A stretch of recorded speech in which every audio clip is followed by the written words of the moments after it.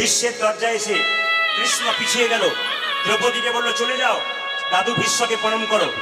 দ্রৌপদী যখন জুতো জোড়া পরে যাচ্ছে, কৃষ্ণ চালাকি করে বলল, দ্রৌপদী, গুরুজনদের কাছে গেলে কখনো জুতো পরে যেতে হয়, জুতোটা খুলে যাও। দ্রৌপদী কৃষ্ণের চালাকি বুঝতে পারলো না।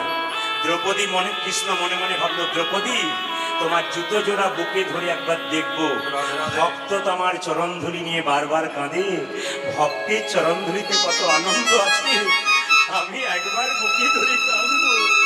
যাকে চাই সে দেয় না, তুমি আমাকে দেবে কিনা দেখবো। দ্রৌপদী জুতোটা খুলে চলে গেছে, আর কৃষ্ণ দ্রৌপদীর জুতো জোড়া ধরে বারবার কাঁদছে। দ্রৌপদী পিছন ফিরে বলছে, প্রভু, তুমি জুতো জোড়া বুকে নিয়ে কাঁদছো কেন? ওগো দ্রৌপদী, ভক্তের যেমন ইচ্ছা হয় ভগবানের চরণ পাবার, ভগবানের তো ইচ্ছা হয় ভক্তের চরণ পাবার।